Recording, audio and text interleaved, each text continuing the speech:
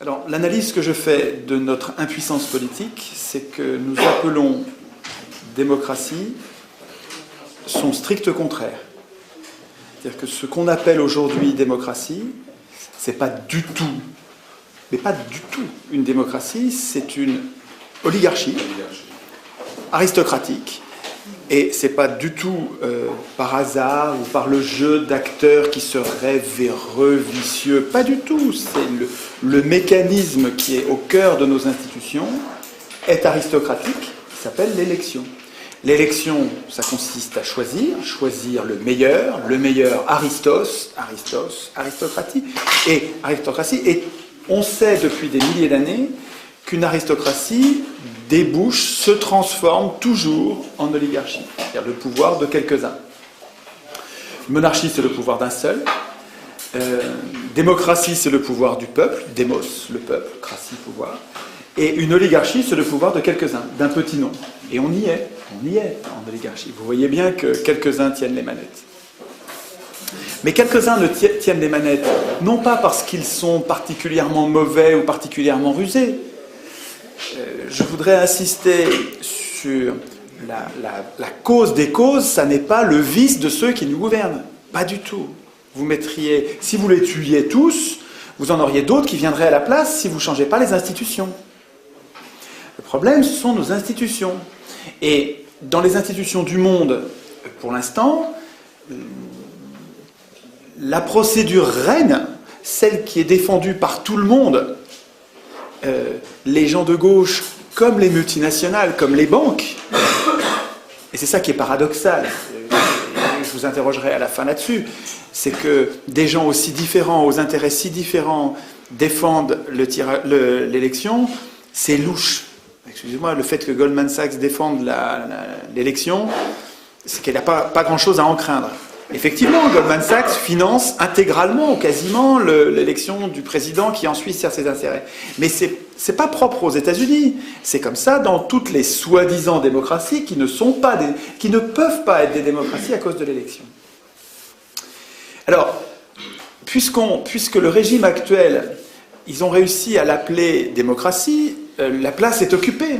Et on n'arrive pas à désigner l'ennemi, puisqu'on nomme le régime qui nous pose problème du nom de ce qui réglerait le problème. C'est-à-dire qu'on appelle démocratie le problème. Le régime qui pose problème, on l'appelle du nom de la solution. Donc on a un problème de mots. Alors d'où ça vient ça? Et c'était un complot? Pas du tout. Pas du tout. D'abord, quand ceux qui ont conçu le régime actuel, ça s'est passé fin du XVIIIe. Ça s'est passé en Grande-Bretagne, puis ça s'est passé aux États-Unis, puis ça s'est passé en France en 1789. Mais en gros, fin du XVIIIe, se sont mis en place des institutions qu'on appelle, et qu'ils ont appelées, ils n'ont pas du tout appelé démocratie, ils savaient très bien ce qu'était la démocratie, ils connaissaient le monde athénien, ils étaient très cultivés, c'était des hellénistes, ils connaissaient le monde grec, mais ils n'en voulaient pas du tout. Sieyès, vous savez celui qui a écrit « Qu'est-ce que le tiers-État » un des penseurs, un des plus grands penseurs de la Révolution française. Madison aux États-Unis, qui est un des plus grands penseurs, un des pères fondateurs de la Constitution américaine. Ces gens-là n'avaient pas du tout en tête de fabriquer une démocratie. Pas du tout. Ils n'en voulaient pas la démocratie. Pour eux, c'était l'anarchie, c'était la populace. Ils étaient élitistes. Ils disaient le peuple n'est pas capable de gérer ses affaires. Les fondateurs des institutions de nos gouvernements, qui s'appellent le gouvernement représentatif. Gouvernement représentatif, pas du tout la démocratie. Ces gens-là pensaient honnêtement. C'était pas des affreux, puisqu'ils nous sortaient de l'ancien régime, qui était un régime pire, mais ils ne voulaient pas du tout de la démocratie. Et quand on parlait de démocratie, c'était presque une insulte, c'était péjoratif, c'était pas un mot positif, c'était pas ce que c'est devenu après. Alors c'est par un retournement de vocabulaire, c'est par une ruse de l'histoire, qu'au début du XIXe siècle, le mot démocratie s'est mis à désigner ce régime. Par exemple, quand Tocqueville a écrit de la démocratie en Amérique, il ne parlait pas du tout de la démocratie, c'était pas une démocratie, mais c'est un livre qui a été un best-seller immense de la démocratie en Amérique. Et il n'est pas le seul. Plusieurs auteurs, progressivement, se sont mis à appeler démocratie parce que vous allez voir qu'il y a des points communs. Il y a un point commun qui est l'égalité.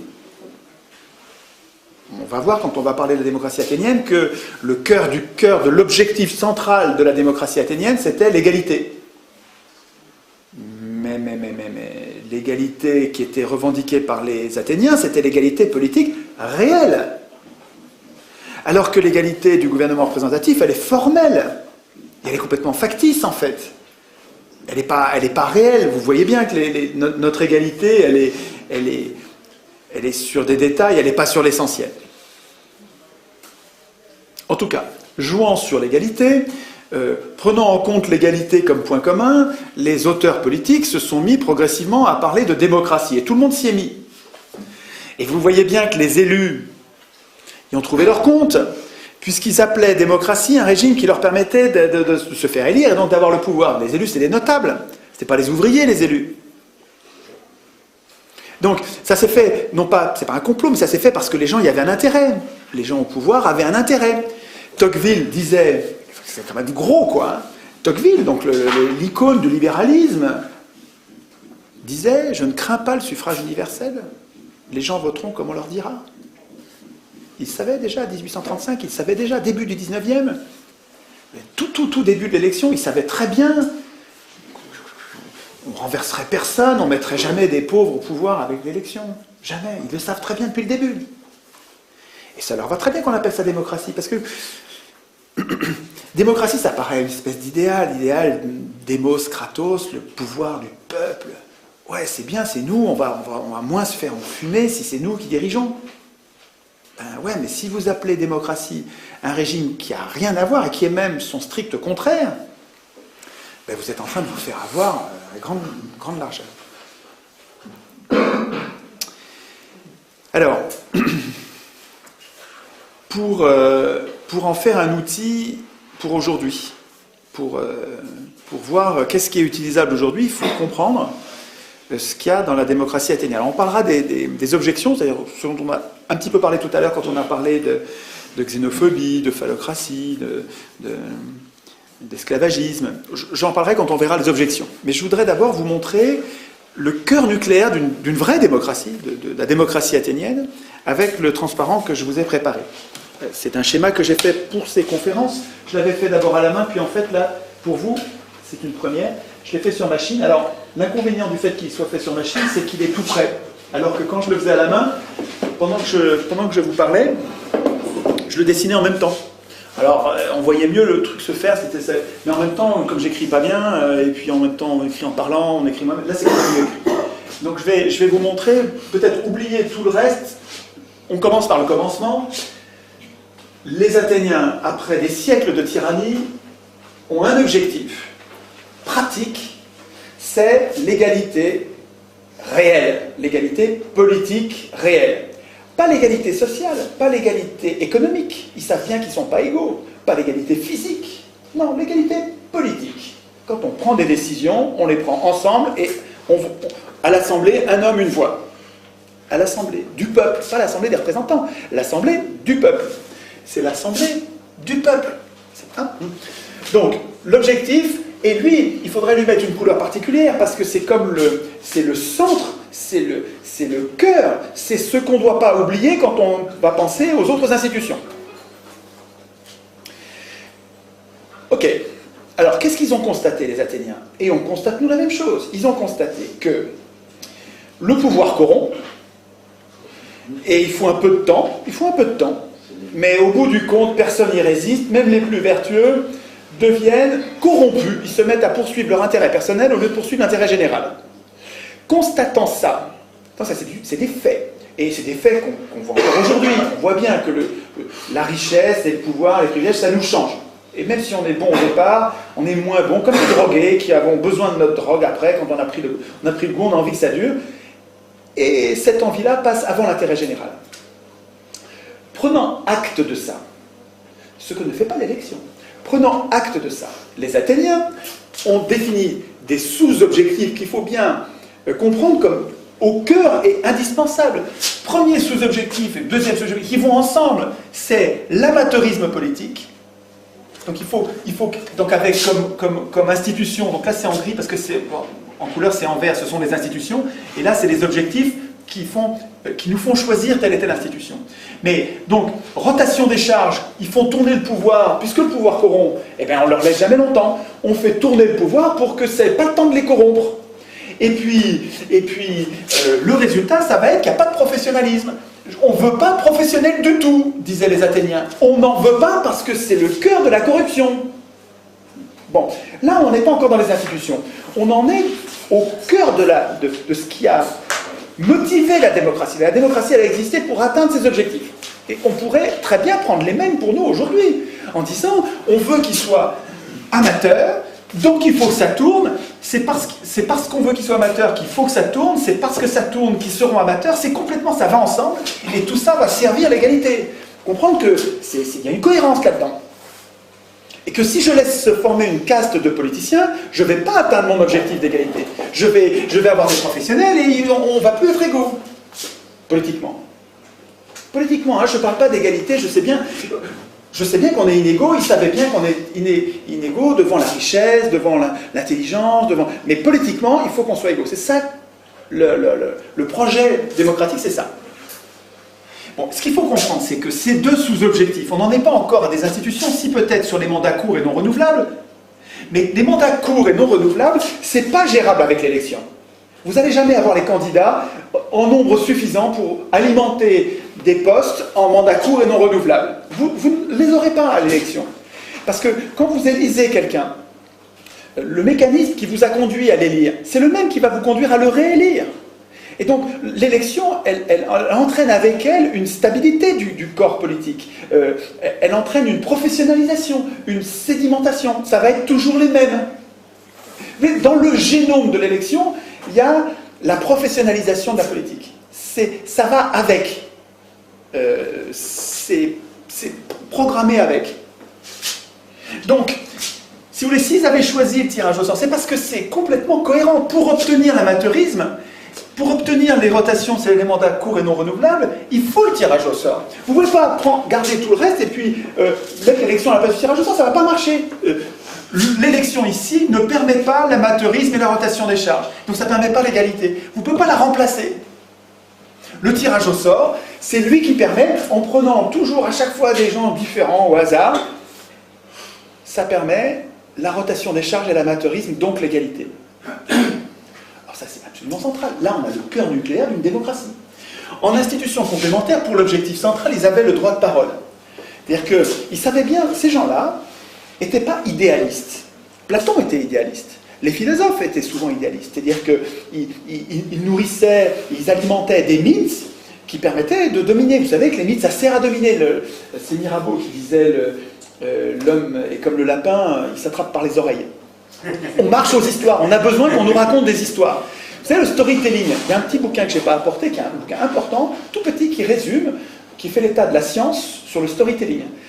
Storytelling, c'est une technique de commercialisation, mais pas seulement une technique de manipulation des humains en leur racontant des histoires. On est très très très vulnérables au bobard. Nous tous, hein, vous et moi, on marche quoi. Quand on nous raconte des histoires, on y croit. On n'a qu'une envie, c'est de croire. Et donc quand on nous raconte des bobards, on demande que ça. Si ça colle avec ce qu'on a déjà compris du réel, on demande que ça. Alors, sachant, les Athéniens, eux, ils n'étaient pas idéalistes. Les Athéniens, ils étaient très très réalistes, très pratiques. Ils savaient qu'ils étaient imparfaits. Ils savaient qu'ils allaient pouvoir piquer dans la caisse. Ils savaient qu'ils allaient pouvoir tirer l'intérêt général vers leur intérêt particulier. Ils savaient qu'ils étaient menteurs. Ils savaient qu'ils n'étaient pas toujours honnêtes. Ils savaient ça. Et ils disent, eh ben, notre système, il va faire que chaque citoyen est potentiellement une sentinelle. Chaque citoyen qui veut parler, qui veut dénoncer, peut dénoncer. Et il garde la vie sauve. Parce qu'à l'époque, ça rigolait pas. Hein. Avant que la démocratie, quand il y en a un qui se mettait en travers, donc les opinions dissidentes, elles étaient maltraitées. On s'en débarrassait de façon expéditive. Et les Athéniens ont fait un autre choix. Ils ont dit, on va protéger les opinions dissidentes, on va laisser les gens s'exprimer en instituant l'iségoria, à quoi ils tenaient plus que l'Isonomia ou d'autres institutions très importantes de la démocratie. L'Isegoria, pour eux, c'était un pilier de la démocratie.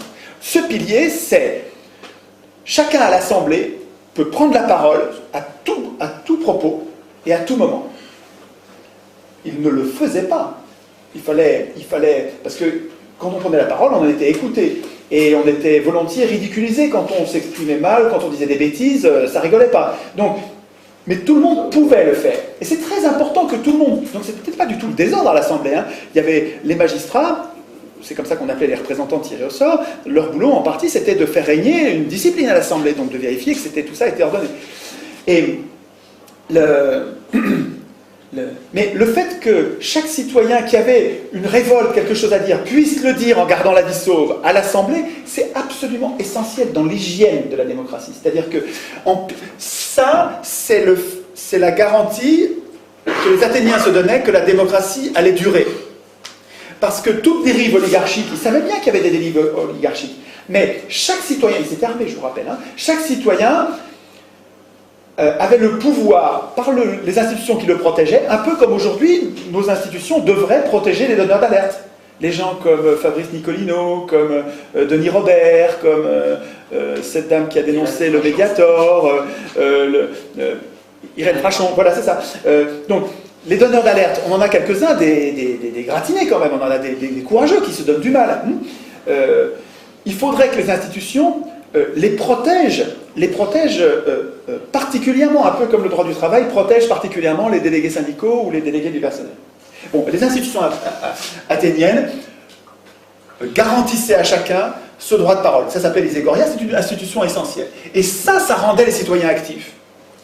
Le fait, quand vous donnez la parole aux gens et quand vous tenez compte de leurs paroles, mais les gens, ils se donnent du mal. Au contraire, quand vous avez des institutions qui font comme si ce que vous disiez n'avait aucune influence, ben ça dissuade les gens de se donner du mal.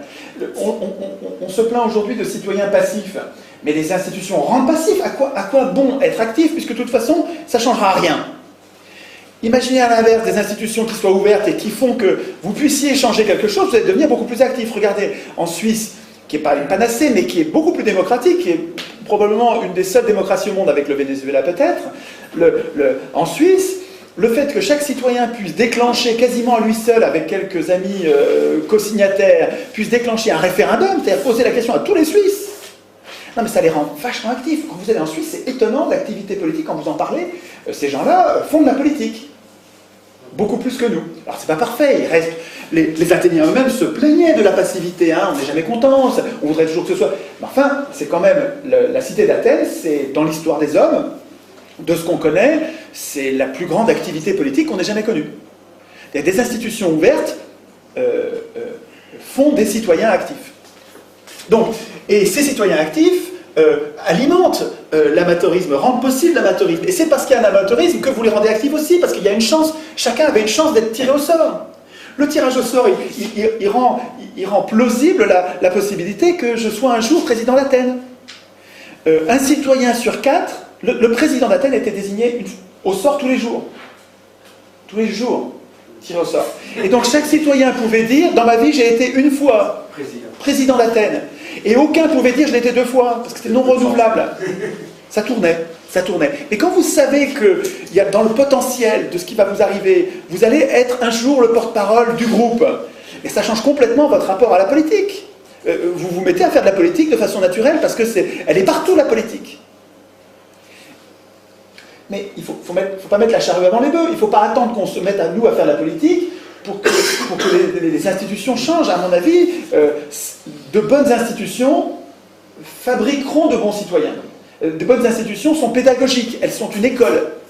J'y reviendrai quand on parlera des jurés et de ce qu'en disait Tocqueville. Parce que Tocqueville a écrit des pages formidables. Tocqueville était un défenseur acharné, enfin un défenseur fervent du tirage au sort. Et les mots qu'il utilisait, je vous les lirai texto, parce que Tocqueville s'est merveilleusement exprimé, c'est beau ce qu'il dit. Alors, c'était un aristocrate qui, je pense profondément, était antidémocrate, mais qui était honnête, c'est-à-dire que quand il décrivait sa pensée, il essayait de voir le bon côté de chacun des points de vue.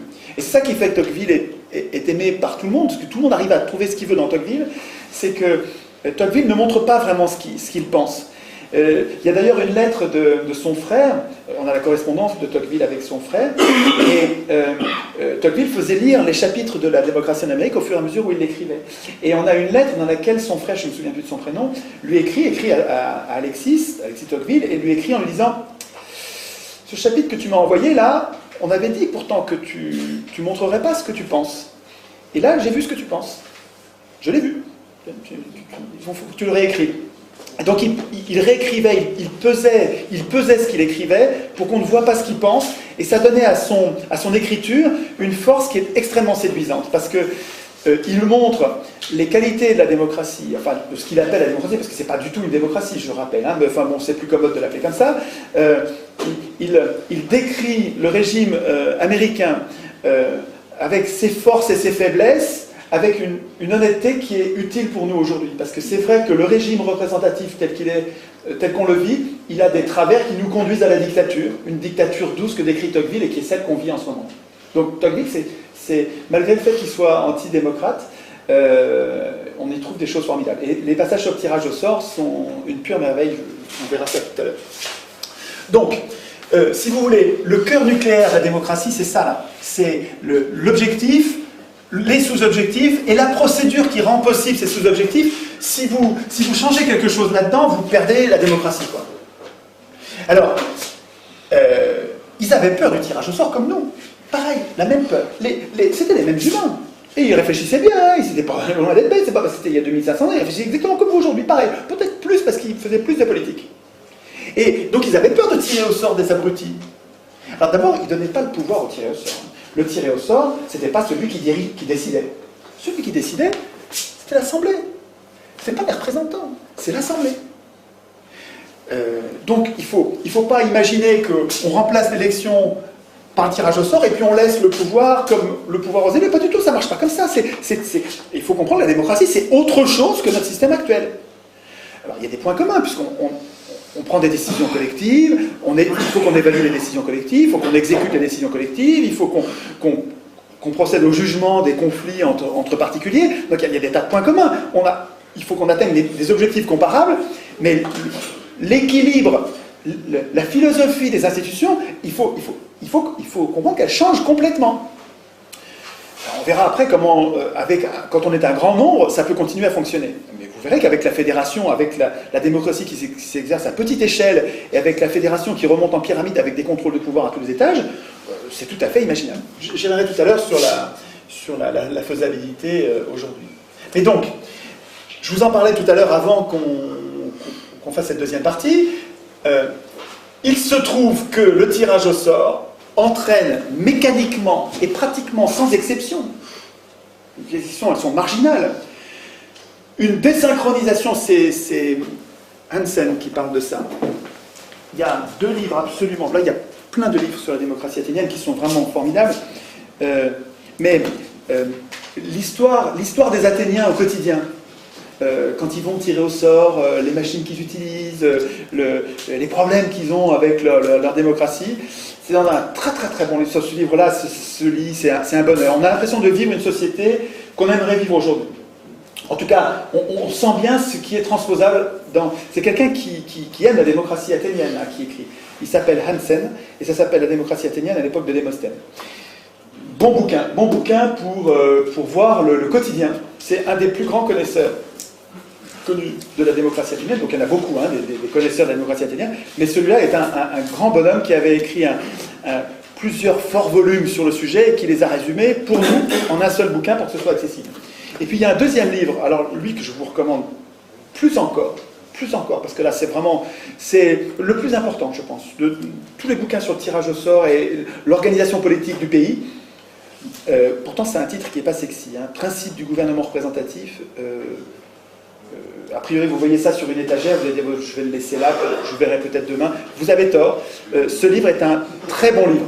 C'est l'histoire du tirage au sort, c'est l'histoire du moment où on a perdu cette conception, cette importance du tirage au sort, pourquoi l'élection a triomphé, avantages et inconvénients, c'est écrit honnêtement. C'est un gars super, Bernard Manin. J'ai rencontré, c'est un gars jovial, malin, cultivé comme tout. C'est quelqu'un d'important qui a écrit un livre et il ne pensait pas faire un plaidoyer pour le tirage au sort. Lui, il voulait faire un état des lieux honnête. Et c'est tellement honnête que pour nous, qui n'entendons jamais parler de tirage au sort, on dirait que c'est un plaidoyer pour le tirage au sort. Mais en fait, il défend aussi l'élection. C'est très honnête. C'est un peu comme Tocqueville. Donc, c'est Hansen qui décrit cette désynchronisation qui montre que les riches de l'époque n'avaient souvent aucun pouvoir politique. C'était des métèques, on les appelle, c'était des étrangers. Et souvent, les Athéniens les faisaient venir avec leur richesse, donc ils leur permettaient de s'installer en leur garantissant qu'on n'allait pas leur prendre leurs biens. Et finalement, les riches, là, ces métèques, faisaient leurs affaires, ils vivaient très confortablement, ils s'étaient très bien installés, ils n'avaient aucun pouvoir politique, mais manifestement, pendant 200 ans, ça ne les a pas empêchés de prospérer. Et Athènes était une cité très prospère. Alors, je sais qu'elle était colonialiste, qu'elle était guerrière, qui faisait des expéditions, comme tous les peuples de l'époque.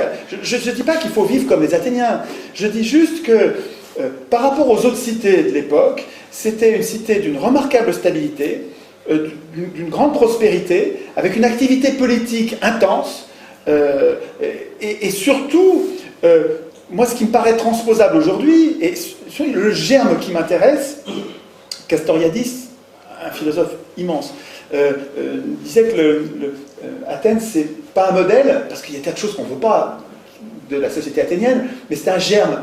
Et il me semble que le germe il est là, ce truc-là qui fait que les riches ne dirigent jamais. Ça vous fait pas quelque chose, ça, et que les pauvres dirigent toujours. Ah ben, bon sang, ah ben, quand même. C'est quand même une grosse différence. En fait, c'est quoi? Oui, c'est un détail, on va passer à autre chose. Non, ben, attends, réfléchissez. Alors, bon, en tout cas,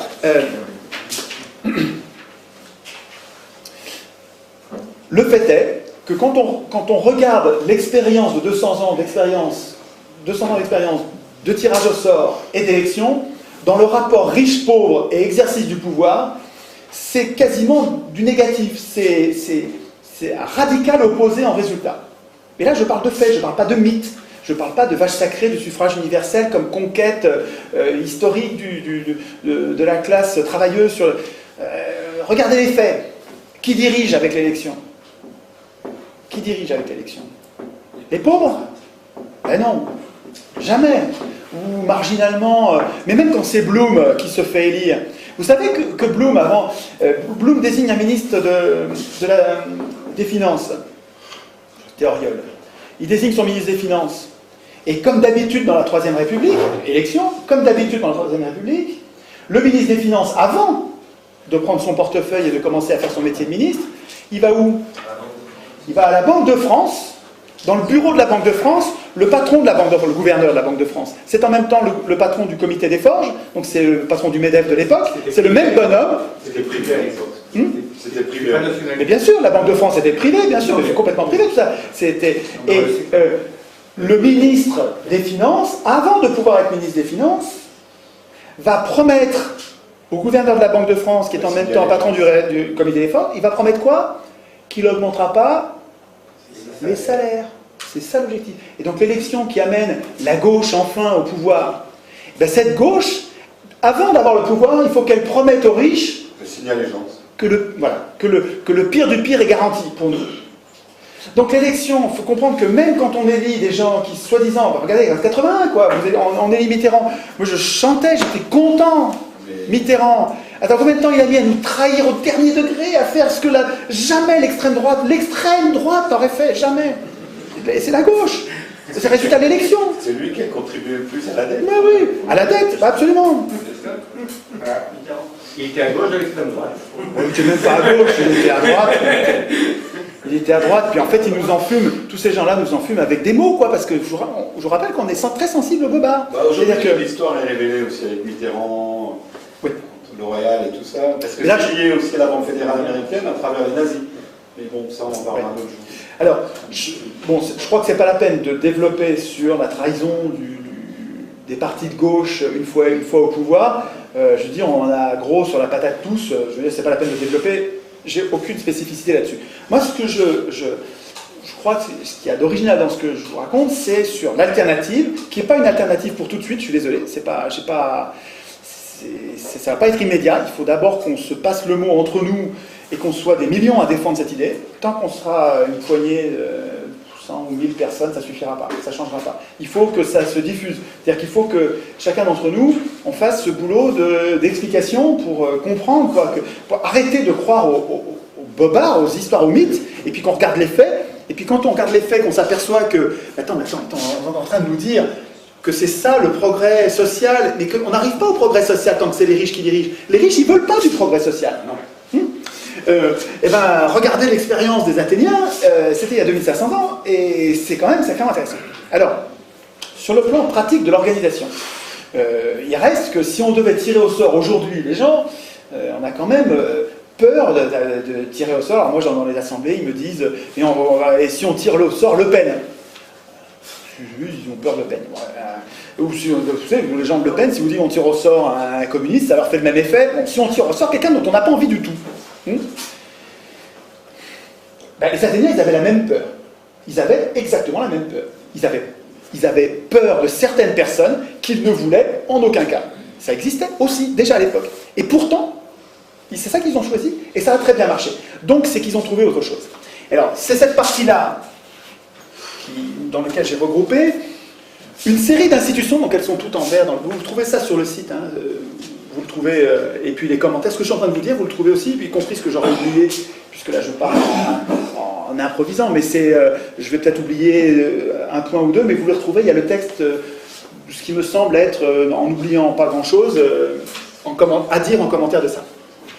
Donc c'est dans ces institutions-là que les Athéniens se sont protégés contre le tirage au sort, n'importe quoi. Alors, il faut comprendre que donc vous avez compris, c'est des mandats courts non renouvelables. Les mandats courts, c'était 6 mois, 1 an, rarement plus d'1 an, et non renouvelables. Non renouvelables dans la même fonction. C'est-à-dire que si j'ai été tiré au sort pour une fonction, je peux être tiré au sort pour une autre fonction, mais plus pour celle-là. En tout cas, il y avait des variations. En tout cas, ça c'était absolument essentiel. Je mets ça dans les institutions. Le cœur d'une démocratie, c'est au centre. Ça. Si vous retirez ça, ça y est, vous avez perdu la démocratie. Alors, donc il y a des mandats, et donc il y a des contrôles. Et c'est ça qui est très important. Il faudra que je pense à dire ça au moment de la synthèse, parce qu'entre l'élection et le tirage au sort, le fond du fond, ce qui fait que c'est malin, c'est le fond du fond. Mais j'y viendrai après. Donc, le mandat est l'objet de plein de contrôles, des contrôles avant, des contrôles pendant, des contrôles à la fin du mandat et des contrôles après le mandat. Donc, ces contrôles, ils en avaient tout le temps. Il faut comprendre que le tir au sort, ils avaient peur. Ce n'est pas la même chose que les élus aujourd'hui. Je ne sais pas si vous voyez la différence. Les tirs au sort, ils avaient le sens d'une responsabilité, d'un devoir. Ils ne venaient pas se goinfrer en étant impunis de tout, irresponsables. Ça n'a rien à voir. Donc, alors, avant le mandat, qu'est-ce qu'il y avait comme contrôle pour éviter de tirer au sort n'importe qui? Il y avait le volontariat, c'est-à-dire que n'étaient tirés au sort que ceux qui se présentaient le matin à l'Assemblée, donc ils étaient 6000 à peu près en gros à l'Assemblée, ça variait suivant les époques, mais en gros, et il y en avait en gros 2000 qui se présentaient pour le tirage au sort de la journée. Alors il y avait une machine, un clérothérion. Sur le site, vous trouverez le fonctionnement. Il y a un très bon bouquin de Saint-Omer, Le pouvoir au peuple. Un bouquin vraiment, vraiment très, très intéressant qui montre toutes les expériences actuelles et passées, mais il y en a beaucoup d'actuelles de tirage au sort dans les institutions du monde. Et donc c'est un florilège d'expériences avec les échecs, les réussites, c'est assez enthousiasmant, parce que là vous avez vu que c'est pas que théorique, ça marche, il y a des tas de gens qui le pratiquent. Pourquoi je parlais de ça? Je parlais du clérothérion, parce que là-dedans il y a un chapitre, son chapitre 2, dans lequel il explique le fonctionnement du clérothérion. Et qu'il explique que tous les matins, les boules blanches, les boules noires, c'est marrant à voir, c'était très matériel, tout le monde pouvait vérifier, un peu comme nous dans les bureaux de vote, vous pouvez y aller, vous avez intérêt à y aller pour vérifier que tout se passe bien. Là c'est pareil, le clérothérion, la machine à tirer au sort, tout le monde pouvait regarder, puis c'est assez rustique, donc c'est difficile de tricher, c'est pas un ordinateur. Le coût des machines à voter par ordinateur, où sont les armes, quoi, pour le casser, ou on y va avec une hache, quoi, hein, parce que là c'est évident qu'on va se faire enfumer, quoi. Les machines à voter, il ne faut pas accepter les machines à voter, c'est évident. Mais on s'est fait enfumer déjà. C'est déjà le cas, c'est fou qu'on le fasse. En tout cas, le matin, il y avait du volontariat. Alors, ce que soulignait Montesquieu, c'est que cette institution du volontariat, ça on pourrait discuter sur le forum de mon site, on discute sur le fait de savoir est-ce qu'on tire au sort parmi des volontaires ou est-ce qu'on tire au sort parmi tout le monde et on leur permet de refuser, ce qui fait qu'on ne retient que les volontaires, mais volontaire ça n'a pas le même sens, suivant qu'ils soient volontaires avant ou qu'ils veuillent bien après. Parce que celui qui veut avant, c'est quelqu'un qui veut le pouvoir. Alors en fait, quand c'est quotidien et que ça tourne comme ça, et que c'est mandat court non renouvelable, on ne peut pas dire ça comme ça. C'est pas la même chose que pour les élections. Mais enfin, quand même, notez la différence. Quand quelqu'un est candidat, ça n'a pas le même goût que quand il a été désigné, il n'a rien demandé, et il accepte pour le bien commun. Et vous allez voir qu'il y a plein de gens qui ne veulent pas le pouvoir, mais qui acceptent de le faire parce que c'est comme ça que ça marche, parce que c'est des gens bons. Il y en a plein comme ça. Et ces gens-là n'ont pas du tout les mêmes qualités que ceux qui sont actuellement au pouvoir, qui sont là, évidemment, pour se goinfrer. Enfin, c'est incroyable. Enfin, on va me traiter de populiste, de démagogue, de fasciste bientôt, je sens, parce que je suis anti-parlementaire, et puis bientôt de nazi. Voilà. N'empêche que quand vous voyez quelqu'un qui a à la fois, qui cumule plusieurs mandats de député, de conseiller de ceci, de conseiller de cela, et puis qui en plus va faire des gages d'avocat pour se goinfrer encore quelques dizaines de milliers d'euros de plus, mais c'est à vomir, c'est de la cupidité. Donc ces élus, enfin ce qu'ils deviennent, ils ne sont pas tous, il y a quelques élus qui sont tout jeunes, et quand ils sont au début, ils ne sont pas encore corrompus, mais en gros quand même, ils sont vraiment là pour se goinfrer. Quand on imagine, quand on voit comment ils vivaient à l'époque, là, putain, ça n'a rien à voir. Là, ils avaient le sens d'un devoir, et ils ont été récompensés, pas par de l'argent. Alors, à la participation à l'Assemblée, on les payait, mais rien, on les payait une demi-journée d'ouvrier. Donc on les payait vraiment 3 francs 6 sous. Et puis ensuite, quand on les récompensait, vous verrez, on parle de récompense, c'était des honneurs. C'est pas de l'argent, des honneurs. Les humains, ils marchent bien à l'honneur. Il y a des tas de gens qui font des tas de choses pour l'honneur, pour la gloire, pour l'impression d'avoir servi le bien commun et que le regard des autres leur suffit, le regard des autres reconnaissant, ça suffit. Il y a plein de gens qui marchent à ça. Attends, il faut être un peu malade mental pour ne marcher qu'à l'argent. Hein. Je veux dire, faut être un peu détraqué, quoi, un peu drogué, un peu déséquilibré. Mais tout le monde n'est pas comme ça. Il y a beaucoup de gens qui se contentent de la relation à l'autre, de la relation pacifiée et reconnaissante à l'autre pour se donner du mal. Et donc, les institutions fonctionnaient comme ça. En tout cas, Montesquieu soulignait, donc, je parle du volontariat, il soulignait que c'était très important pour le tirage. Le tirage au sort n'était pas parfait, selon lui, mais il était rendu vertueux par les institutions complémentaires qui venaient corriger ses défauts. Et il disait, le volontariat faisait que le volontariat et les punitions, parce que vous allez voir qu'il y avait des tas de punitions, le volontariat, la combinaison des deux faisait que il y avait peu de volontaires. Parce que quand vous savez que vous allez être puni, vous y allez si vous avez un vrai projet, si vous sentez qu'il faut le faire pour la cité. Vous avez le droit de démissionner? Je ne sais pas s'ils avaient le droit d'être révoqués, mais je ne sais pas s'ils avaient le droit de démissionner. Je ne suis pas sûr de ça. Enfin, je ne sais pas, il faudrait vérifier. Je n'ai pas lu ça, donc ça ne me dit rien. Mais je pense qu'ils s'engageaient, et alors ce qui est marrant, c'est de voir comme ils étaient mis en accusation à la fin, au moment de la reddition des comptes ou après coup, et ils se défendaient, et ça marchait, hein, en disant, mais attendez, souvenez-vous quand même que je suis comme vous, quoi, hein, et ça marchait comme défense, parce que les gens voient bien qu'il s'est dévoué, il a accepté d'être tiré au sort, il s'est donné du mal. Bon, ça n'a pas été un oligarque, ça n'a pas été un prix, et on ne le punit pas. Donc il y avait un risque de punition, mais il n'y avait pas du tout, évidemment, toujours des punitions. Alors, donc, le volontariat, associé au risque réel de punition éventuellement sévère, ça pouvait d'ailleurs aller jusqu'à la mort, hein, enfin bon, c'est pas ça parce que c'est pas transposable, mais enfin, je veux dire, c'était des punitions sévères, pour l'époque. La combinaison des deux faisait que le volontariat était un vrai filtre par rapport aux affreux, ou aux débiles, ou aux gens que vous redoutez par rapport au tirage au sort. Vous comprenez ce que je veux dire? Ce que je veux dire, c'est que par rapport à l'objection, on va avoir des idiots. Non, on va se débrouiller pour en éviter une bonne partie comme ça. Ensuite, il y avait la docimasie qui était une sorte d'examen, pas un examen de compétences, parce que égalité politique, on a tous la même compétence politique. C'était un examen d'aptitude, c'est-à-dire qu'on cherchait à voir le gars qui est fou, qui est vraiment carrément folle dingue, la docimasie, on le mettait à l'écart. Ou le gars qui s'occupait pas bien de ses parents. C'est marrant que ce soit si important pour eux. Le gars qui s'occupait pas bien de ses parents, il était mis à l'écart, il pouvait pas. Enfin bon, il y avait comme ça des aptitudes qui permettaient de mettre à l'écart, donc encore un filtre qui permettait... Alors, nous, si nous écrivions nous-mêmes nos institutions, ben, on y réfléchirait, et on dirait de quelle docimasie on veut, quel est l'examen de passage, qu'est-ce qu'il faut pour, en faisant attention à ce que ce ne soit pas un privilège, quoi, mais à ce que, pour nous éviter ce qui nous fait peur. Mais voilà donc un examen avant. Et puis il y avait l'ostracisme. Et l'ostracisme, aujourd'hui, c'est devenu un mot très négatif. L'ostracisme, faire preuve d'ostracisme, aujourd'hui, c'est mal. Mais à l'époque, non seulement il n'y avait pas de connotation péjorative, mais ça faisait partie de l'hygiène de base de la démocratie. C'est-à-dire que l'ostracisme, ça vient de ostracon, qui est un bout de poterie. Donc il y avait une poterie cassée, donc on prenait un bout de poterie et on gravait sur la poterie le nom de quelqu'un dont on avait peur. Alors d'abord, avant qu'on fasse ça, à l'Assemblée, un citoyen proposait qu'on lance la procédure d'ostracisme. Alors il disait oui, il disait non, mais s'il disait oui, si l'Assemblée, pas les représentants, hein, l'Assemblée, si l'Assemblée disait oui, il faut qu'on fasse l'ostracisme, parce qu'il y a plusieurs personnes qui ont peur, on lance la procédure, et la procédure, ça consiste à ce que chacun, s'il a peur de quelqu'un, il a peur de ce tribun là, oh là là, lui il prend le pouvoir, lui il parle trop bien. C'est pour ça qu'ils ostracisaient les gens. Hein. Lui il parle trop bien, ou bien lui il est en train de magouiller, il nous fait peur, pour une raison X ou Y. On grave son nom sur un ostracon, donc sur un petit bout de poterie, et ensuite on compte les ostracons, on compte les noms.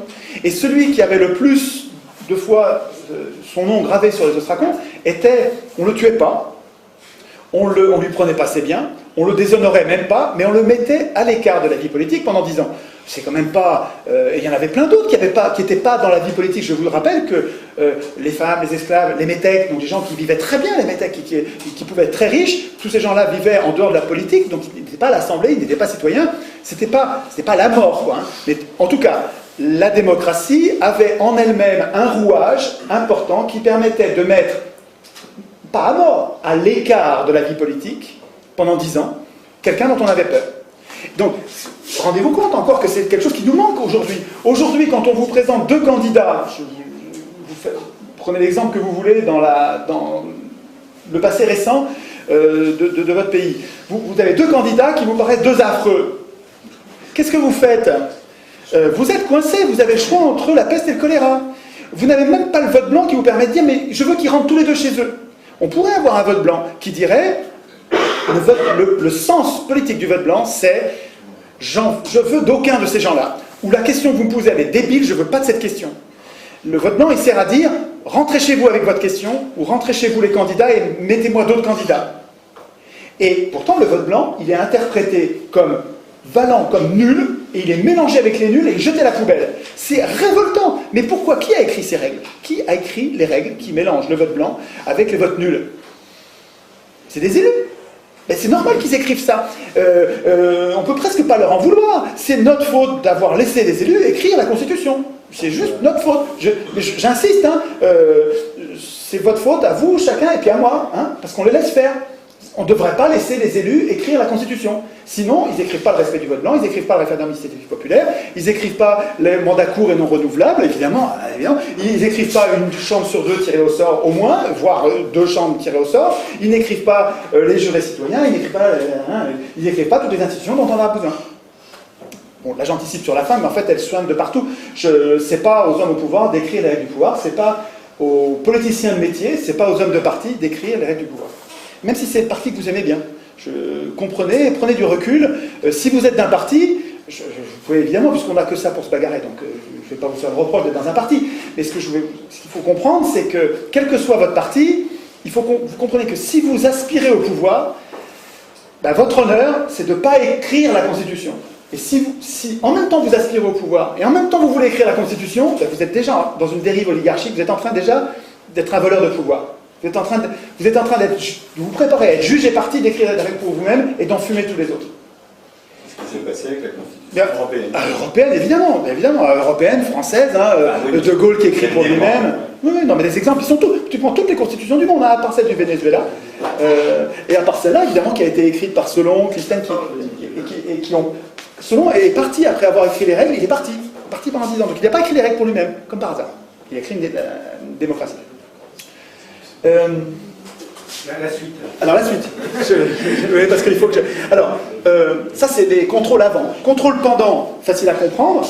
les tirés au sort étaient révocables. Si on s'aperçoit qu'un tiré au sort se met à défaillir, à pas faire son boulot comme il faut en cours de mandat, l'Assemblée peut à tout moment le révoquer. Donc voilà, ça vous rassure pas ça? Attends, est-ce que vous avez ça avec les élus? Non. Eh ben voilà, quand même. Donc, mais ça va avec, hein.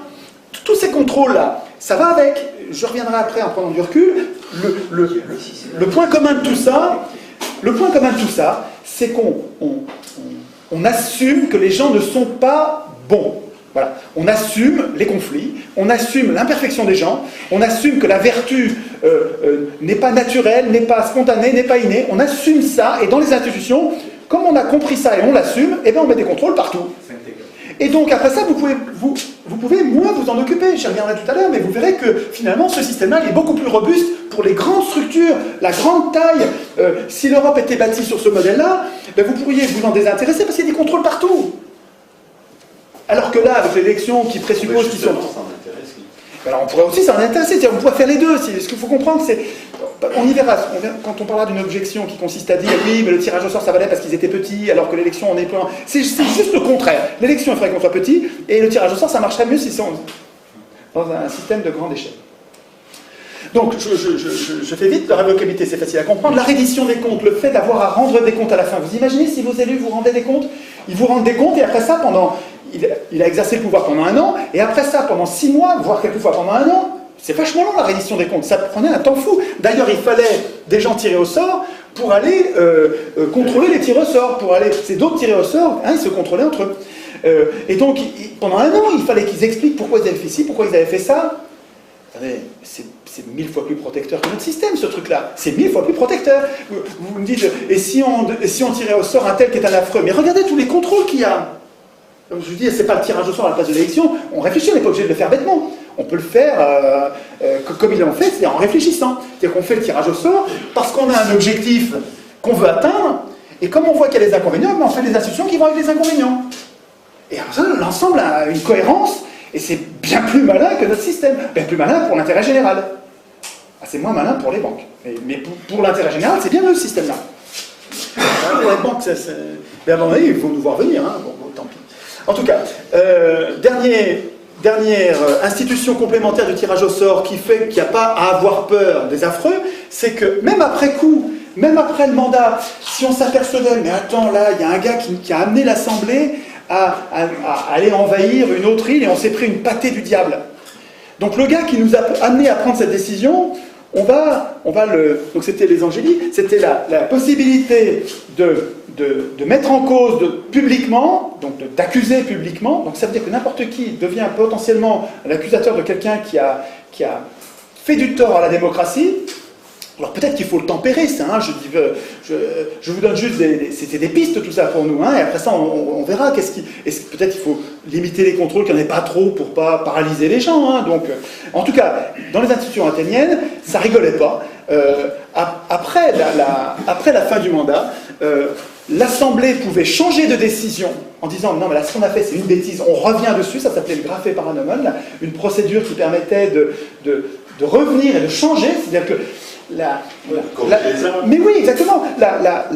La société athénienne avait bâti des institutions qui lui permettaient, comme n'importe quel être vivant, de prendre des décisions et de savoir que peut-être elle allait se tromper, et quand elle se trompait, de changer, de revenir en arrière. Ils ont fabriqué un corps capable comme n'importe quel être vivant, de corriger et de revenir en arrière, de s'adapter. C'est tellement plus malin. C'est tellement plus malin. Bon, en tout cas, tout ça est bien plus protecteur que nos systèmes actuels, et finalement, l'ensemble, compte tenu de ce résultat qui est quand même absolument décisif pour la prospérité et le bien commun, ça devrait se tester, quoi. Enfin, la deuxième partie de ce que j'ai à vous dire, c'est les objections et les réfutations. Alors, il y a 4 ou 5 objections courantes. Donc, la première objection, c'est mais on va mettre des affreux aux manettes avec votre système. On va mettre des salauds ou des abrutis, des affreux aux manettes. Pas du tout. D'abord, c'est pas aux manettes. Celui que vous tirez au sort, il va pas avoir les manettes. c'est pas les représentants qui exercent le pouvoir, c'est l'Assemblée. Donc les représentants, ils nous aident, ils font tout ce que l'Assemblée ne peut pas faire. Ils préparent l'ordre du jour, ils affichent l'ordre du jour, ils vérifient la discipline dans l'Assemblée, ils exécutent les décisions, ils procèdent au tirage au sort, ils vont s'occuper de la reddition des comptes et éventuellement des punitions. Ils font tout ce que l'Assemblée ne peut pas faire. Mais en fait, ils sont nos serviteurs. Ils ne sont pas nos maîtres. Avec l'élection, on choisit nos maîtres. Avec le tirage au sort, on dit mais non, mais on n'a pas de maître. C'est pas du tout pareil. Il ne s'agit pas juste d'une procédure à changer. C'est une démocratie, c'est autre chose que ce qu'on connaît. Ce qu'on connaît aujourd'hui, ça consiste à désigner nos maîtres. Qu'on appelle représentants. Et qui s'appellent nos représentants, mais pour mieux nous tromper, quoi. Enfin, vous voyez bien qu'ils nous trompent, quoi. Il n'y a pas besoin de faire un dessin. Bon. Donc, à l'objection, mais on va désigner les affreux, on va mettre des affreux aux manettes. D'abord, il faut répondre, on ne va pas les mettre aux manettes, c'est pas eux qui ont les manettes, les tirés au sort.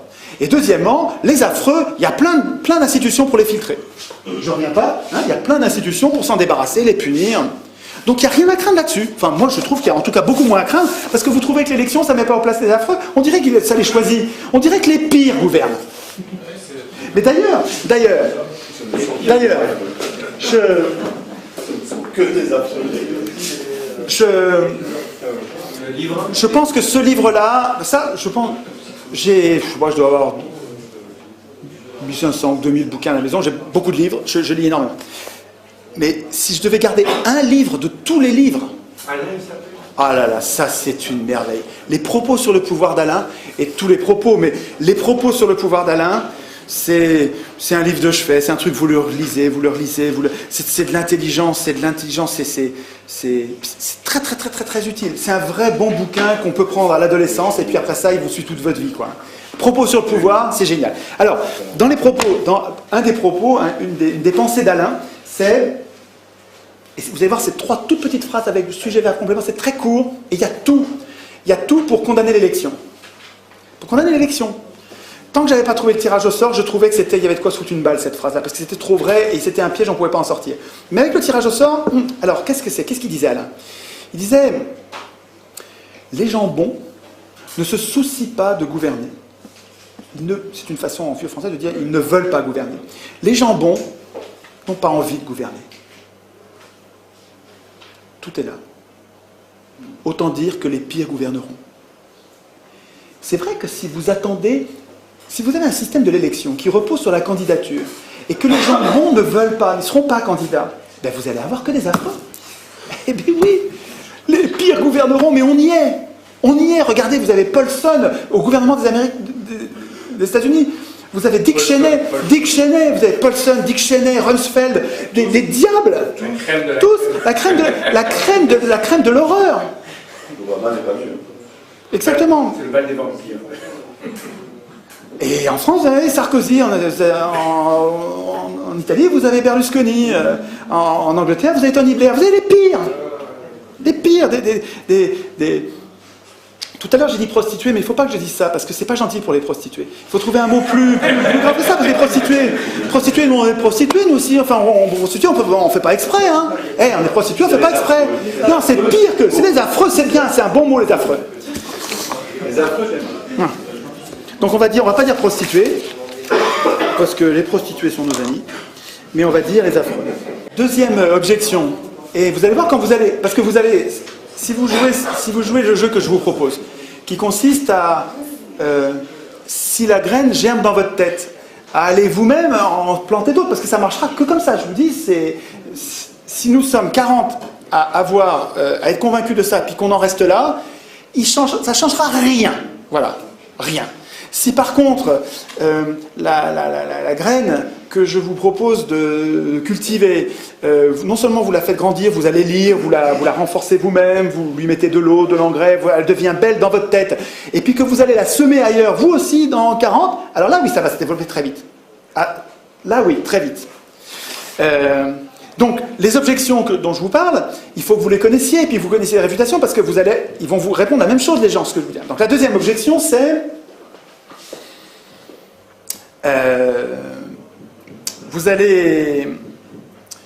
vous êtes en train de nous appliquer un régime qui marchait à petite échelle, mais aujourd'hui, à grande échelle, c'est pas possible ton truc. Alors 2 minutes.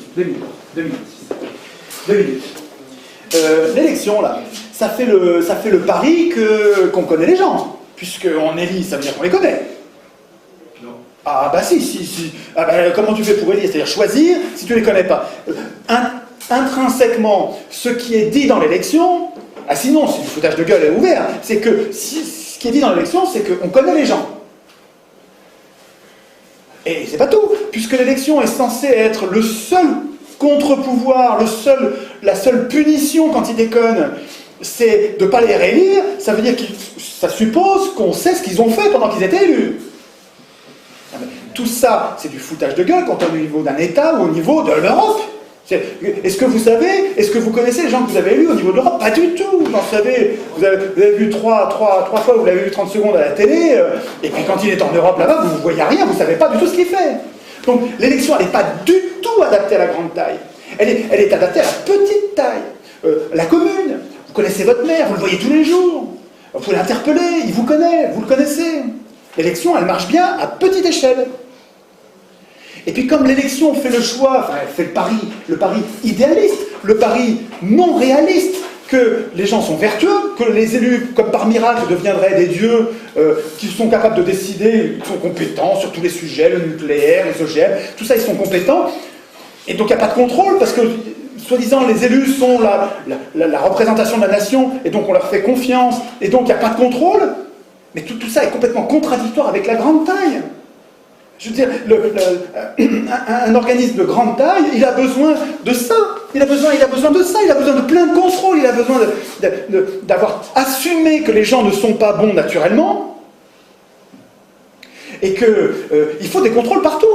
Ben oui, il faut des contrôles, mais ils n'aiment pas ça, mais tant pis, c'est pas eux qui décident. Ben, tant pis, c'est pas eux qui décident. Ah si c'est eux qui décident, ils ne vont pas mettre de contrôle. Ben regardez, là aujourd'hui, et c'est eux qui écrivent les constitutions. Et bien ils mettent des contrôles nulle part. C'est normal. C'est notre faute à nous, parce qu'on les laisse écrire les constitutions. C'est pas à eux d'écrire les constitutions. Donc, quand on vous dit, ouais, le tirage au sort, ça marchait quand ils étaient petits, sur une petite cité, et ça marcherait pas dans le grand, c'est le contraire. Objection suivante que je repère, c'est on me dit, mais alors avec votre système, on va tout le temps changer d'avis, c'est jamais le même. Vous tirez au sort tous les jours le bonhomme, mais attendez, vous allez changer d'avis tous les jours. Comment allez-vous faire pour avoir une politique de long terme, avoir une espèce de vision d'avenir, tu vois, c'est ça qu'ils vous disent en disant le tirage au sort, vous allez avoir n'importe quoi, vous changez de bonhomme, vous changez de politique, vous allez gouverner en zigzag. D'abord, pourquoi pas gouverner en zigzag? Tout ce qui est vivant fonctionne comme ça. Vous prenez n'importe quel enfant qui apprend que ça brûle, ben, la prochaine fois il ira pas, il est en zigzag, oui, il y a été une fois, puis il ira pas une deuxième fois, et tout ce qui est vivant fonctionne comme ça. Pourquoi pas la société moderne avec une assemblée qui se tromperait et qui dirigerait en zigzag? Première parenthèse, mais surtout, cette objection qui consiste à dire on va changer tout le temps d'avis, c'est pas vrai, c'est pas les tirés au sort qui décident. C'est pas les tirés au sort qui décident, c'est l'Assemblée.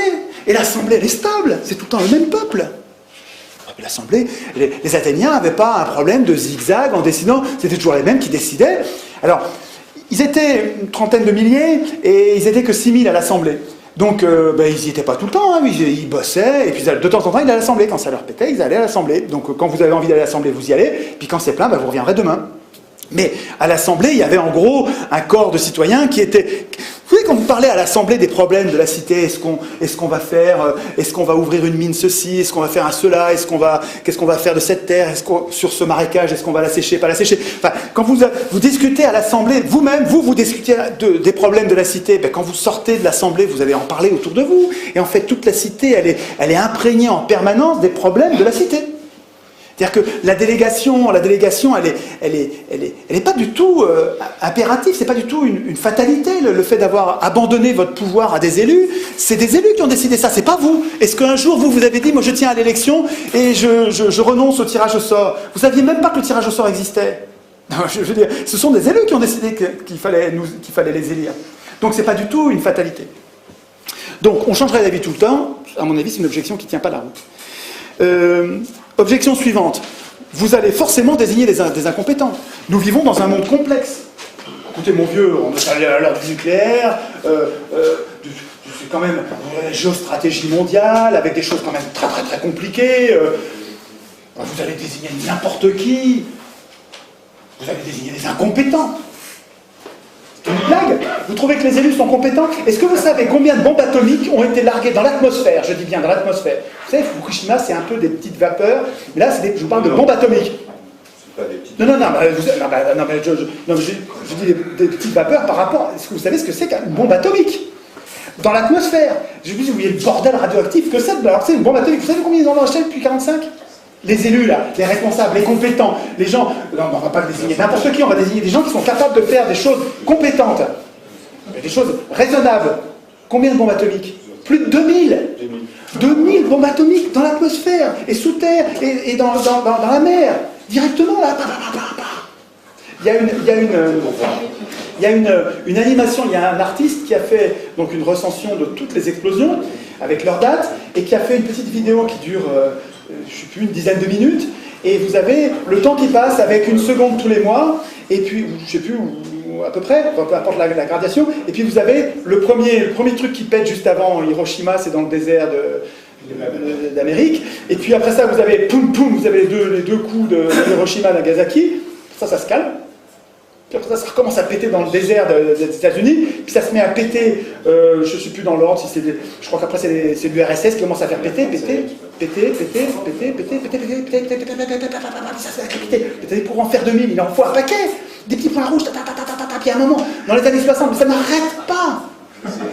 C'est des responsables, on vous dit, avec des tirés au sort, vous allez désigner des incompétents, mais on se fout de nous. Hein? Les Français, ils ont réussi à s'irradier eux-mêmes. Mais complètement, mais attendez, mais c'est que quand vous faites péter une bombe atomique, vous n'irradiez pas que vous-même, vous irradiez toute la planète, et puis ça va rester pendant des millions d'années, toutes ces particules. Enfin bon, bref. Et puis combien? Alors, mais là, vous allez pouvoir prendre le relais avec moi. Les élus prétendent être compétents. Et combien de guerres ils ont déclenché, les élus? Combien de guerres? Qui a balancé du napalm et des pesticides sur le Vietnam par millions de litres? Qui? Les élus? C'est les élus, hein? Attends, c'est épouvantable ce qu'ils ont fait sur le Vietnam. Épouvantable, absolument épouvantable. C'est dingue ce qu'ils ont fait au Vietnam. C'est profondément révoltant ce qu'ils ont fait au Vietnam. C'est des élus qui ont fait ça. Des gens compétents. Est-ce qu'une assemblée populaire aurait fait ça? Je ne suis pas sûr du tout. Peut-être que oui, mais je ne suis pas sûr du tout. Quand on fait des assemblées, vous trouvez dans ce bouquin-là, sur le pouvoir au peuple de Saint-Omer, quand vous voyez ce que décident des assemblées de citoyens tirés au sort. Par exemple, au Mali, il y a une assemblée de citoyens tirés au sort qui ont réfléchi sur les OGM. Donc on a tiré au sort sur les listes électorales des gens qui ne connaissaient rien aux OGM, rien de rien. Voilà. Vous aviez des maires au foyer, des syndicalistes, des paysans, il y avait des avocats, de tous les métiers, tirés au sort. Donc vous aviez une assemblée de gens qui ne connaissaient pas le sujet. Et puis pendant des mois, ils avaient de l'argent pour le faire, ils avaient une enceinte, ils avaient des locaux pour recevoir les gens, ils ont fait venir les gens de Monsanto en leur posant la question, pourquoi est-ce qu'il faut les OGM? Alors les gens de Monsanto ont expliqué pourquoi il fallait les OGM. Ensuite ils ont fait venir les gens de la Confédération Paysanne, pourquoi vous ne voulez pas les OGM? Alors les gens ont expliqué pourquoi ils n'en voulaient pas. Ensuite ils ont fait venir les gens de Bayer, donc un autre céréalier, en disant voilà pourquoi on le veut. Ensuite ils ont fait venir les paysans d'Amérique latine qui utilisaient des OGM depuis longtemps, en leur disant pourquoi vous avez fait ça? Et puis vous êtes content, est-ce que vous n'êtes pas content? Et puis pourquoi vous avez continué? Qu'est-ce qu'il y a des problèmes? Est-ce que tout se passe bien? Il faut revenir les gens de Monsanto en disant ils nous ont dit que, qu'est-ce que vous répondez? Et puis pendant ce temps, tout le monde regardait. Tout ça, c'était diffusé à la télé, à la radio, les gens pouvaient être là dans l'enceinte, les citoyens pouvaient proposer qu'on pose des questions, dire posez-lui la question parce que effectivement, on leur pose la question. Mais au bout de 6 mois, ces gens-là sont bien plus compétents que n'importe quel parlementaire au monde, parlementaire qui doit traiter tous les sujets. C'est une blague. Là, eux, ils se concentrent sur un sujet. Ils ne sont pas intéressés, ils ne sont pas payés par les labos, ils n'ont pas une réélection à assurer, ils n'ont pas été financés par personne. Ils ont juste une mission, tout le monde les regarde. Ils vont devenir, les gens, pas les experts, ils vont devenir des gens éclairés, bien plus éclairés que n'importe quoi d'autre, que n'importe qui d'autre. Mais ça c'est un modèle de démocratie. Une démocratie, des institutions qui prévoiraient un parlement tiré au sort. Tiré au sort des gens qui savent qu'ils ne savent pas. C'est 1000 fois mieux que les élections qui se la pètent et des gens qui sont élus et qui croient qu'ils sont Dieu. Là, vous avez des gens qui sont tirés au sort, ils savent qu'ils ne savent pas, qu'est-ce qu'ils font? Sur chaque sujet de société, au lieu de décider eux à la place des autres, eux qui sont tirés au sort et qui savent que demain ils vont revenir dans la population normale. Et ces gens-là, les institutions vont les aider, vont les inciter à désigner une autre assemblée tirée au sort qui, elle, va être spécialisée sur le problème qui leur est soumis. Et en fonction du rapport que va faire l'assemblée spécialisée, ils vont décider de telle ou telle loi. Et éventuellement, s'il y a un doute, eh ben, on fait un référendum. C'est-à-dire que tous les gens décident par référendum. Là, ça n'a pas le même goût. Vous comprenez ça? Alors finalement, sur l'assemblée des OGM, l'assemblée du Mali, là, elle a décidé qu'à l'unanimité, c'est parlant, à l'unanimité, c'est plutôt non. Plutôt non, parce qu'on n'a pas compris à quoi ça sert, on n'est pas sûr que ça va être bien, et on n'a pas la preuve que c'est pas dangereux. Donc, non, à l'unanimité. Eh ben, je sais pas, moi je trouve ça plus parlant qu'une bande d'experts qui sont payés par les labos, très majoritairement les labos qui fabriquent les OGM. Je trouve que c'est évidemment mieux. Donc, cette histoire de compétences, c'est des conneries. Le parlementaire médecin qui vient d'être élu, ou le prof qui vient d'être élu, sur le nucléaire, il connaît rien. Sur le réchauffement climatique, il connaît rien. Ce qui va faire je ne dis pas qu'il ne va pas être compétent, il va être compétent quand il va se mettre à bosser sur un dossier. Il va devenir compétent. C'est son travail qui va le rendre compétent. Mais c'est pareil pour n'importe quel tiré au sort. Les tirés au sort, ils ne sont pas compétents parce qu'ils sont tirés au sort, parce qu'ils sont élus, ils sont compétents parce qu'ils bossent. Et c'est leur boulot qui va les rendre compétents. Donc, on désignerait forcément des incompétents. C'est des sottises. J'ai presque fini. Le modèle athénien était esclavagiste, phallocrate et xénophobe. Ça, alors là, je garde le meilleur pour la fin. Parce que c'est ça vous allez l'avoir. C'est-à-dire qu'on vous dit, mais attendez, l'élection, c'était la démocratie athénienne, c'était une oligarchie. Regardez, vous aviez une toute petite poignée de gens qui avaient le pouvoir, et tout le reste, c'était des esclaves, des femmes, des médailles, une toute petite poignée de gens. Attendez. À l'époque, sur Terre, c'est un anachronisme de les juger avec nos valeurs et nos valeurs d'aujourd'hui, alors qu'eux étaient à l'époque, alors que c'était impossible de ne pas être esclavagiste à l'époque. C'était très marginal, quoi. Quand vous avez tout le monde autour de vous, tout ce qui existe, c'est esclavagiste, vous êtes esclavagiste comme tout le monde, quoi. C'est comme si on disait, nous, on a des chiens et des chats. Voilà, c'est comme si on disait que nous, on mangeait des vaches. Attendez, le jour où ça va être décidé, le jour où l'humanité, je crois que ça arrivera un jour, où on décidera que tuer un animal, c'est comme tuer un homme. Et que, en fait, on peut se nourrir avec de la nourriture artificielle, et qui a le même goût, c'est même bien meilleur. Attends, à chaque fois que tu manges ce pavé de bœuf artificiel, fait avec du pétrole, je m'en fous, n'importe quoi, c'est meilleur que la meilleure des côtes de bœuf que jamais personne n'a mangé quand il a mangé une côte de bœuf. Simplement, tu n'as plus besoin de tuer un animal. Une fois qu'on aura inventé la technologie nécessaire pour nous nourrir, en nous régalant, nous donnant toutes les protéines, toutes les intrants dont on a besoin, mais il n'y a plus besoin de tuer les animaux. Ce jour-là, ça pourra devenir un crime de tuer un animal, puis on n'en aura plus besoin. Mais quand vous allez juger les gens d'aujourd'hui en disant ils tuaient les animaux, c'était une boucherie, c'était un génocide sans arrêt. Regardez, c'est des camps de concentration. Regardez les batteries, les animaux en batterie qui se font assassiner. Et bien avant d'être assassinés, ils se font torturer. Ils se bouffent entre eux, les cochons, dans les étables. Mais quand on nous jugera, nous aujourd'hui, nos petits-enfants nous demanderont « Qu'est-ce que tu faisais, papy, pendant le génocide des animaux ?» Je les mangeais comme les autres. Et si vous voulez, l'esclavagisme à Athènes, c'est un peu ça. Je ne dis pas ça pour défendre l'esclavagisme, il ne faut pas être con. Je ne suis pas esclavagiste, je ne suis pas phallocrate, je ne dis pas qu'il ne faut pas que quand je vous demande de vous concentrer sur Athènes, je ne vous dis pas il faut être misogyne, on met les femmes. C'est évident que je ne dis pas ça. Vous comprenez ce que je veux dire? C'est pas. Et celui qui me fait ce procès-là, qui me dit mais vous êtes en train de défendre un régime esclavagiste et xénophobe, il me prend pour un abruti. Enfin, il me prend pour un salaud, il m'insulte. C'est incroyable ça. J'ai du discernement. C'est-à-dire que oui, voilà, on ne va pas leur reprocher de ne pas voler en avion ou de ne pas porter des Nike à l'Athénien. Bon, en tout cas, ce que je veux dire, c'est que regardez-le, celui qui vous dit ça. Celui qui vous dit bah, la démocratie athénienne, vous êtes en train de vous défendre un régime qui était un régime d'esclavagistes. Vous me prenez vraiment pour un imbécile. Vous êtes en train de tout mélanger parce qu'il y a un truc qui vous gêne là-dedans, qui va vous foutre au chômage.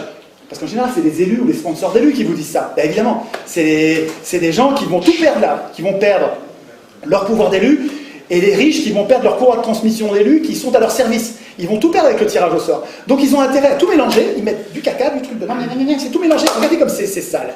Et vous dites, bah, circuler, rien à voir. Mais vous, enfin, même il me semble, nous, notre intérêt, c'est d'avoir du discernement. Quand quelque chose est mal d'un côté, il n'est pas forcément tout mal.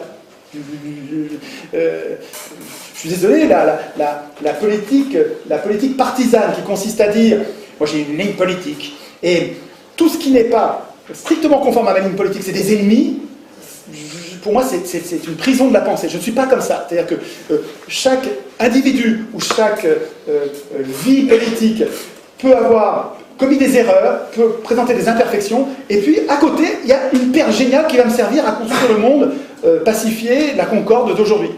Et à Athènes, je vous dis, si vous avez du discernement, regardez à Athènes. Est-ce que l'esclavagisme rendait possible la démocratie?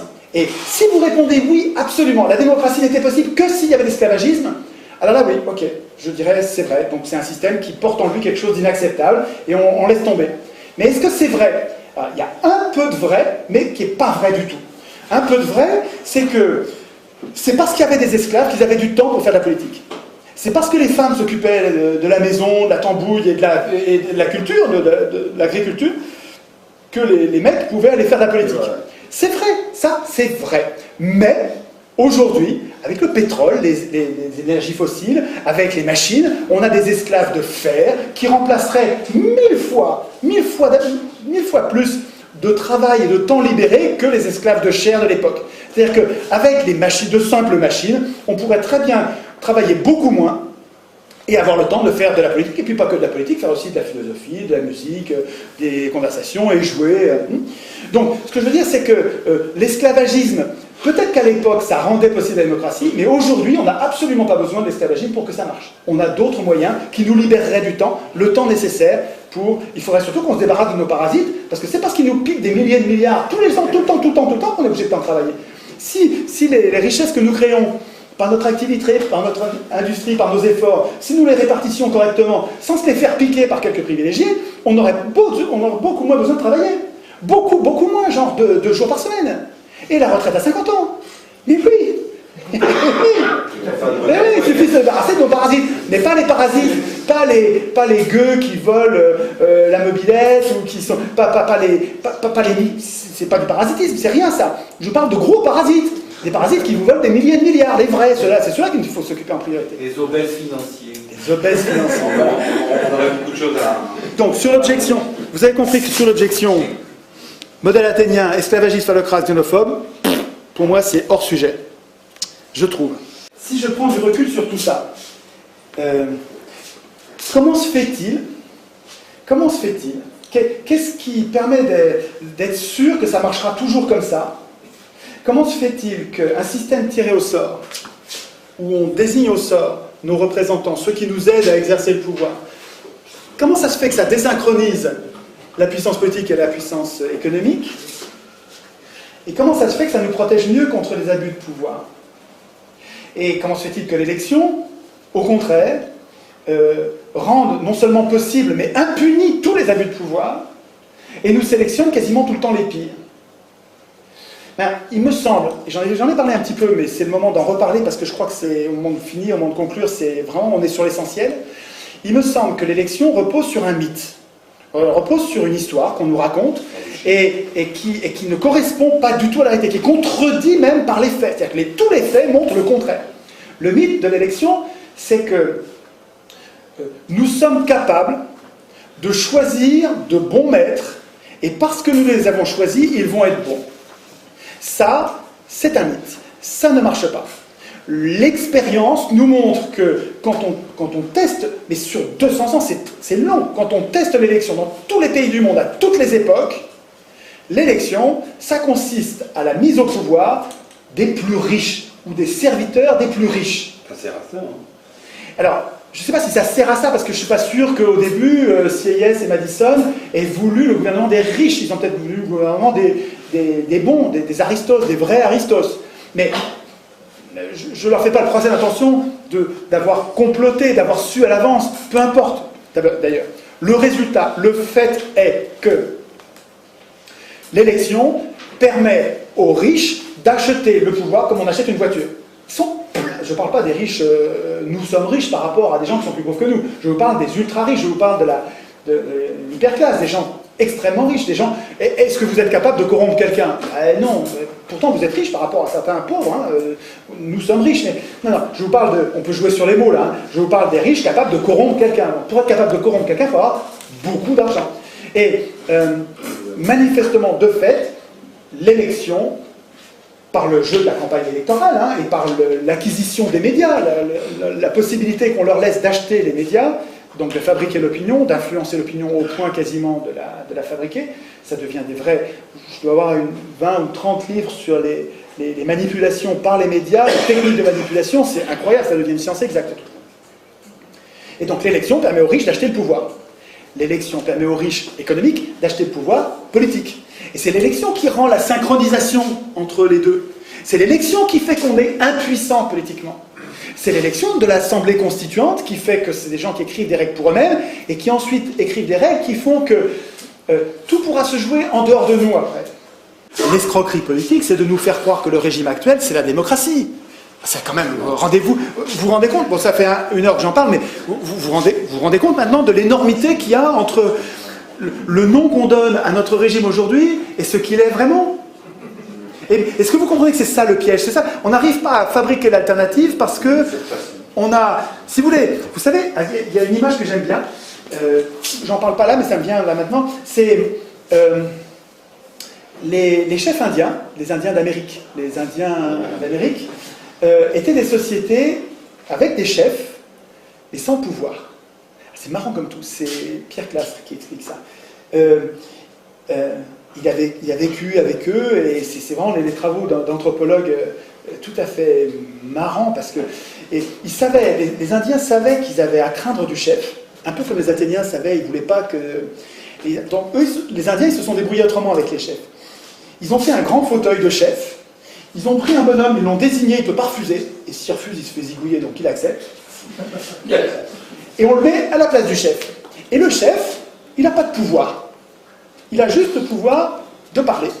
Et il parlait tout le temps. Et pendant qu'il parlait, on passait devant l'air de ne pas l'écouter. On le méprisait, on le négligeait. Il parlait et on passait sans l'écouter. Et son boulot, à lui, c'était de tenir la place au chaud de chef pour qu'il n'y ait pas un gars qui devienne notre chef sans nous. C'est marrant ça. C'est-à-dire qu'il savait qu'il voulait pas. Il savait que les gens ont tendance à. Il y en a qui ont tendance à devenir des chefs, des leaders. Pour se prémunir contre ces gens-là, il y avait une place de chef. Elle était occupée par un mec on ne lui mettait pas de pouvoir, il fallait que lui nous fasse des cadeaux. Je vous jure, c'est vrai. Hein. Il fallait que le chef fasse des cadeaux à son peuple. Et quand les gens n'étaient pas contents, il lui en faisait voir, il risquait pour sa peau. Comme il se méfiait des chefs, et ce qu'ils avaient trouvé pour ne pas être emboucanés par leur chef, c'est marrant. Eh bien, on dirait qu'on est victime un peu de ça, avec des gens qui ont fait un système qui n'est pas la démocratie, qui ont tout à craindre de la démocratie. Ils ont tout à craindre de la démocratie, les oligarques, là. Si la démocratie voit le jour, c'est fini pour eux. Ils n'ont plus de pouvoir, ils ne peuvent plus abuser. Alors qu'est-ce qu'ils font? Leur système détestable, injuste, ils l'appellent comment? C'est le même truc que les Indiens, mais à l'envers, quoi. Hein.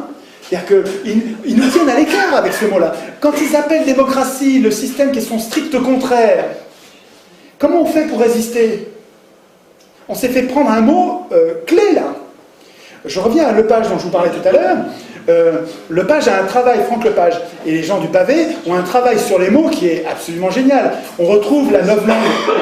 Vous connaissez Orwell et le travail qu'il a fait sur la novlangue, c'est-à-dire sur un État totalitaire qui nous domine par les mots, en nous retirant les mots capables de désigner l'ennemi, en nous retirant ces mots-là, en les criminalisant, en les ridiculisant, en les remplaçant par d'autres inoffensifs. On se met à l'abri des coups quand on est oligarque. Et ce que fait Orwell, c'est de mettre à jour cette novlangue. Et ce que Franck Lepage et sa joyeuse bande, c'est vraiment une bande de gens formidables. Hein. Le Pavé, ça s'appelle. Pardon. Sur Google, vous tapez Le Pavé, et vous arrivez sur un site avec des vidéos et des ressources qui n'arrêtent pas de croître. Il faut aller voir les vidéos de Franck Lepage et puis de sa bande, ça vaut quelque chose. Une objection qu'on va nous renvoyer souvent. L'objection est est-ce que ce système va marcher avec des médias qui appartiennent aux oligarques? Vous savez que les 3/4 de la presse appartiennent à 2 marchands de canons et un marchand de béton. Pourquoi Rothschild achète Libération? C'est pas pour gagner de l'argent, il en perd. Pourquoi une autre banque achète Le Monde? Pourquoi une autre banque encore achète le Nouvel Obs et les Inrecuptibles? Pourquoi les banques achètent les journaux? Pourquoi les marchands de canons achètent les magazines et les télés? Pourquoi les industriels achètent des télés? C'est pas pour gagner de l'argent, c'est pas vrai. Ne croyez pas ça, c'est pas vrai. C'est pour manipuler. C'est pour manipuler parce que dans un système d'élection, comme vous choisissez les candidats, c'est très important de maîtriser l'accès à la candidature visible qui est la seule qui va pouvoir être élue. Mais la réponse que je ferai à cette objection, c'est que je vous rappelle que moi, mon cap, c'est, puisque la source, la cause des causes, c'est que ceux qui écrivent la Constitution ne devraient pas l'écrire parce qu'ils ont un intérêt personnel qui est contraire au nôtre, contraire à l'intérêt du plus grand nombre. Et puisque donc la solution, c'est de tirer au sort une assemblée constituante qui va être désintéressée parce qu'elle sera non seulement tirée au sort, mais en plus elle sera inéligible aux institutions qu'elle écrit, il me semble que cette assemblée constituante tirée au sort, elle va faire son compte à la situation médiatique. Elle va prévoir dans les institutions que non seulement, comme le prévoyait Montesquieu, il va y avoir un pouvoir législatif, il va y avoir un pouvoir exécutif, et on ne dira pas gouvernement, parce que le mot gouvernement, l'exécutif, il va être servile, il va obéir aux ordres de l'Assemblée, il va être servile. Quand on dit gouvernement, on se fait déjà enfumer avec les mots. Parce que gouvernement, déjà il y a tout dans le gouvernement. Il y a je décide, et j'applique, et je juge même. Dans le gouvernement, il y a tout. Il ne faut pas accepter le mot gouvernement. Une bonne constitution, elle ne met pas en place un gouvernement, elle met en place un exécutif. Montesquieu, c'est séparation des pouvoirs. Toi, tu écris les lois, tu es parlement, mais tu ne les exécutes pas. Toi, tu es exécutif, tu exécutes les lois, tu as la force armée, mais tu écris pas les lois. Et puis toi, tu es juge, donc tu les regardes, s'ils déconnent, tu les punis, et puis tu t'occupes des litiges entre citoyens. Et la triangulation de ces pouvoirs bien séparés fait qu'il n'y en a aucun qui est capable de devenir tyrannique. Vachement malin cette idée. Juste, il n'avait pas prévu parce qu'il ne connaissait pas, il n'y avait pas la télé. Comme il n'y avait pas la télé, Montesquieu a oublié de prévoir les médias. Mais nous, on n'est pas obligé se limiter à ces pensées Montesquieu. On a toujours intérêt. On sait bien, nous, que les médias sont un pouvoir plus important encore que le Parlement, et donc on va mettre les médias sous contrôle démocratique, avec des jurés citoyens tirés au sort qui vérifient que tout se passe bien, et on va vérifier, et on va évidemment interdire à toute entreprise d'être en même temps entreprise et propriétaire d'un média, ben évidemment. Et du même coup, parce que je vous laisse, ce truc-là, vous le mettrez en place, vous n'allez pas le mettre en place, ils vous laisseront jamais faire un bout de ça, même un bout, ils vous laisseront pas faire. Donc, ce que je veux dire, c'est que ce projet-là, un projet de vraie démocratie, jamais ils nous laisseront faire. Ça se fera pas en étant gentil. Je veux dire, on va pas leur demander la permission. Ils vont dire oui, c'est pas comme ça que ça va se passer. Et donc, quand vous allez changer les choses, vous changerez en même temps les médias. Les médias, vous ferez. Et à mon avis, il n'y a pas que ça. Il va falloir penser à la monnaie. C'est-à-dire qu'il va falloir penser dans les institutions. Montesquieu n'en a pas parlé. Il a raté un truc parce que c'était en train. Montesquieu, c'était 18e, on ne voyait pas encore le projet, on ne voyait pas encore se former le problème du pouvoir bancaire. Ça commençait pourtant déjà, mais ça ne se voyait pas. Donc c'était pas dans l'air du temps, on n'en discutait pas. Mais aujourd'hui, quand même, aujourd'hui, dans les institutions, si on ne prévoit pas le problème, la solution, la protection, le contrôle des autorités monétaires, si on ne prévoit pas ça, on est plus con que la moyenne, je veux dire, il faut quand même y penser. Évidemment, si on écrit de nouvelles institutions, l'Assemblée constituante, il va falloir qu'elle réfléchisse à la monnaie. Une phrase pour finir. Autant je comprends qu'un industriel, qu'un banquier, qu'un oligarque défende l'élection mordicus, je comprends, c'est un moyen qui lui permet d'acheter le pouvoir, c'est logique. Je lui en veux même pas, il est dans son rôle. C'est normal. Mais que des militants de gauche ou de droite qui sont humanistes, qui cherchent une société, parce qu'il y en a plein à droite des gens qui cherchent une société apaisée, c'est une société un peu plus violente quand même que les sociétés de gauche, mais les gens de gauche ils ne se rendent pas compte qu'ils nourrissent aussi une certaine violence, donc je ne les départage pas, mais égal. Mais que les gens qui sont humanistes de tous ces bords, qui cherchent à une société pacifiée,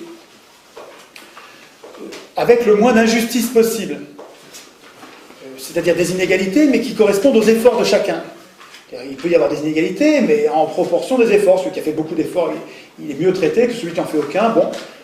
Et que tous ces gens qui cherchent une société pacifiée, juste, défendent l'élection malgré... et ne veuillent pas de tirage au sort. Quand j'en parle à mes copains, le tirage au sort, ils disent non, mais parce qu'ils sont dans des partis. Ils sont dans des partis, ils n'arrivent pas à l'imaginer.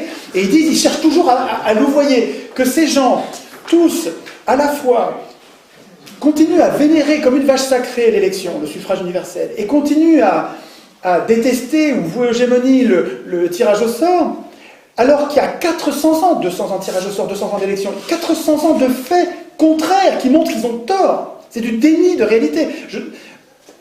Le patron de supermarché, je comprends. Le militant humaniste, je ne comprends pas. Ça me paraît incompréhensible.